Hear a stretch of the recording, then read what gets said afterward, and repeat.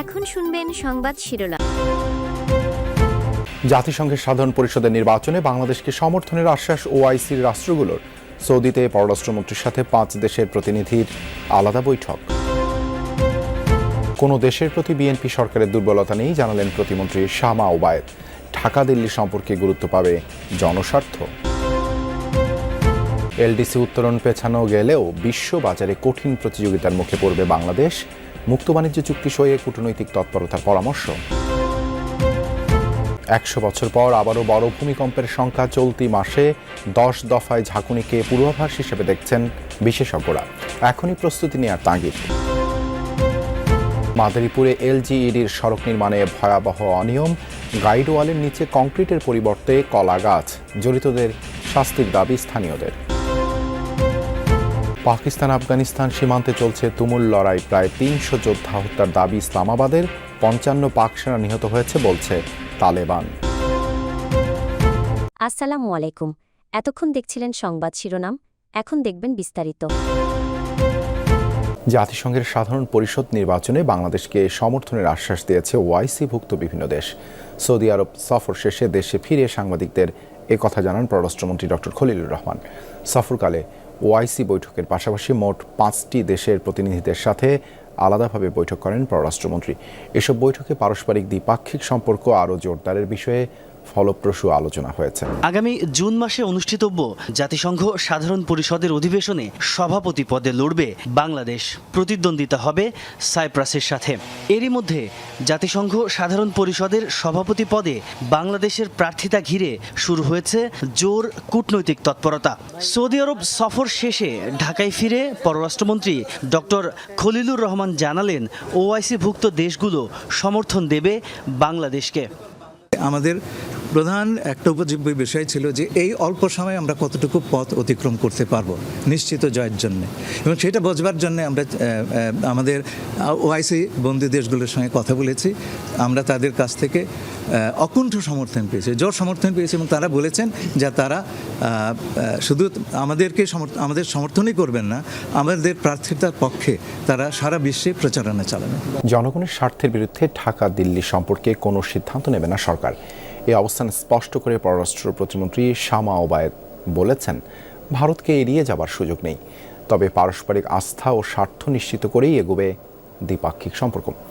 এককভাবে কোনো দেশের প্রতি বিএনপি সরকারের নির্ভরতা বা দুর্বলতা নেই দাবি করে শামা ওবায়েদ জানান, সংসদে আলোচনা ছাড়া বিদেশিদের সাথে চুক্তি হবে না। আইনশৃঙ্খলা স্বাভাবিক করে বিদেশি বিনিয়োগকারীদের আস্থা ফেরানো বড় চ্যালেঞ্জ বলে মনে করেন প্রতিমন্ত্রী। তার সঙ্গে কথা বলেছেন মাহফুজ মিশু। প্রধানমন্ত্রী তারেক রহমানের মন্ত্রিসভায় বড় চমক পররাষ্ট্রমন্ত্রী। অন্তর্বর্তী সরকারের জাতীয় নিরাপত্তা উপদেষ্টা থেকে সবাইকে অবাক করে পররাষ্ট্রমন্ত্রী হয়েছেন ডক্টর খলিলুর রহমান।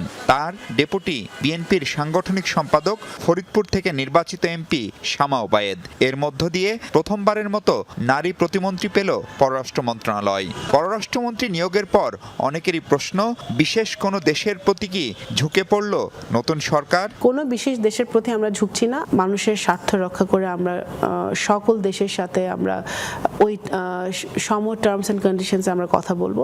সবার আগে বাংলাদেশ, ওই কনসেপ্টটা মাথায় রেখে আমরা আমাদের অর্থনীতি, সমাজনীতি সব কিছু আমরা ডিসাইড করব। স্বল্পোন্নত দেশ হিসেবে টিকে গেলেও বিশ্ববাজারে কঠিন প্রতিযোগিতার মুখোমুখি হবে বাংলাদেশ।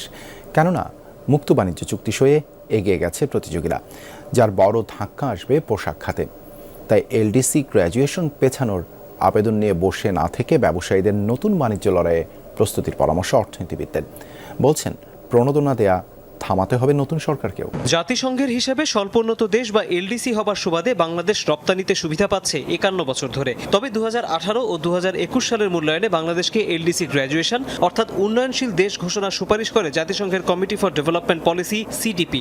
কথা ছিল সিদ্ধান্ত কার্যকর হবে 2024 সালে, কিন্তু কোভিডের প্রাদুর্ভাবের কারণে গ্র্যাজুয়েশনের মেয়াদ 2 বছর বাড়ানো হয়। গোড়া থেকেই এলডিসি উত্তোলন পেছানোর পক্ষে শিল্প মালিকরা, তাতে সায় দিয়ে জাতিসংঘে চিঠিও দিয়েছে নতুন সরকার, যেখানে বলা হয় গত 2 বছর রাজনৈতিক পালাবদলের কারণে পর্যাপ্ত প্রস্তুতি নেওয়া যায়নি, নতুন মার্কিন ট্যারিফের কারণে বিশ্ববাজারও অস্থির। এসব কারণে দীর্ঘস্থায়ী সংকট তৈরি হলে তা সামলাতে প্রস্তুত নয় বাংলাদেশ। জাতিসংঘের সেই কমিটি যদি মনে করে না আমাদের যে যুক্তিগুলো আছে এই যুক্তিগুলো খুব একটা সবল নয়, তখন কিন্তু তারা বলতে পারে যে না এটা গ্রহণযোগ্য নয়, তোমাদেরকে উত্তরণ করতে হবে, তাই না? কাজে এটা কিন্তু আমরা এককভাবে চাইলে কিন্তু হবে না। তথ্য উপাত্তের ভিত্তিতে যে গ্র্যাজুয়েশনের ক্রাইটেরিয়া মিট করার ক্ষেত্রে যে আমাদের কোনো অসুবিধা হবে না সেইটুকু আমি বুঝতে পারিনি, কিন্তু আমার সার্বিক অর্থনৈতিক পরিস্থিতির যে একটা কঠিন সময় পার হচ্ছে সেইটা একটা কেসিং পয়েন্ট হতে পারে।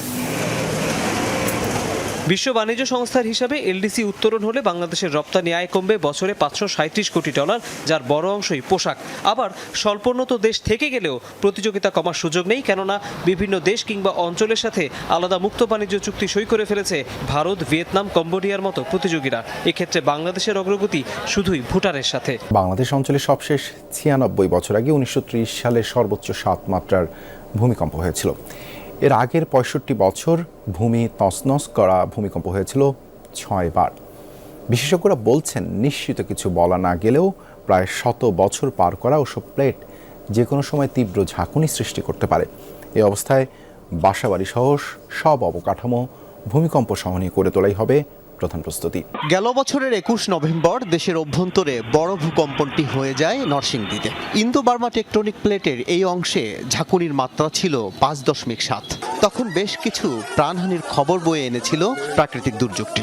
মাত্র 3 মাসের মাথায় শুক্রবার জুমার নামাজের পর 5.4 মাত্রার ভূমিকম্পে ফের কেঁপে উঠল সারা দেশ। চলতি মাস শেষ হওয়ার আগেই 10 দফা ভূকম্পন, গড়ে প্রায় 2 দিনে একটি। এমন ঘন ঘন কম্পন কি বড় বিপর্যয়ের আভাস? মাদারীপুরে এলজিইডির একটি সড়ক নির্মাণে উঠেছে চরম অনিয়মের অভিযোগ। গাইডওয়ালের নিচে শক্ত মাটি বা কংক্রিটের পরিবর্তে কলা গাছের উপর দেয়া হয়েছে ইটের গাঁথুনি, যার ভিডিও সামাজিক যোগাযোগ মাধ্যমে ভাইরাল। ভয়াবহ এই অনিয়মের সাথে জড়িতদের শাস্তির দাবি তুলেছেন স্থানীয়রা। মাটি বা কংক্রিট নয়, কলা গাছের উপর দেয়া হয়েছে ইটের গাঁথুনি। এভাবেই বানানো হচ্ছে মাদারীপুরের একটি সড়কের গাইডওয়াল। অদ্ভুত এই কাণ্ড শিবচর উপজেলার সাদেকাবাদ চর কাকুই সড়কের। 64 লাখ টাকার প্রকল্পে এমন অনিয়মের ভিডিও সামাজিক যোগাযোগ মাধ্যমে ভাইরাল। পাকিস্তান আফগানিস্তান সীমান্তে এখনও চলছে লড়াই। অপারেশন গজবলিল হক এই পর্যন্ত 297 তালেবানের মৃত্যু হয়েছে বলে দাবি করেছে ইসলামাবাদ। অভিযানে আহত অন্তত 450 জন। আজ সকালে পাকিস্তানের তথ্যমন্ত্রী আত্তাউল্লাহ তারার জানিয়েছেন, আরিয়ানা কমপ্লেক্স, দাবাগাই, জাকারখেল সহ নতুন করে তালেবানদের আরও 8টি চেকপোস্ট উড়িয়ে দিয়েছে তাদের সেনারা। ধ্বংস করেছে 135টি ট্যাঙ্ক ও সাঁজোয়া যান। ইসলামাবাদের দাবি, চেকপোস্টগুলো থেকে পালিয়েছে বহু তালেবান যোদ্ধা। এ পর্যন্ত 29টি স্থানে হয়েছে বিমান হামলা। অন্যদিকে পাকিস্তানের খাইবার পাখতুনখোয়ার বান্নুতে ড্রোন হামলায় আহত হয়েছে 5 জন। কাবুলের দাবি, এ পর্যন্ত পাকিস্তানের 55 সেনা নিহত হয়েছে তাদের হামলায়। আফগানিস্তান পাকিস্তান সংঘাতে হস্তক্ষেপ করবে না যুক্তরাষ্ট্র, এমন মন্তব্য করেছেন মার্কিন প্রেসিডেন্ট ডোনাল্ড ট্রাম্প। সাংবাদিকদের প্রশ্নের জবাবে ইসলামাবাদের সাথে নিজের সুসম্পর্কের কথাও বলেন ডোনাল্ড ট্রাম্প। প্রশংসা করেন পাকিস্তানের প্রধানমন্ত্রী ও সেনা প্রধানের। এদিকে পাক আফগান সংঘাত নিয়ে উদ্বেগ জানিয়েছেন জাতিসংঘের মহাসচিব অ্যান্টনিও গুতেরেস। অবিলম্বে যুদ্ধ বন্ধের আহ্বান জানিয়েছেন তিনি। দুপক্ষকে আন্তর্জাতিক মানবাধিকার আইন মেনে চলা ও বেসামরিকদের সুরক্ষা নিশ্চিতের আহ্বান জানিয়েছেন জাতিসংঘের মুখপাত্র স্টিফেন দুজারিচ।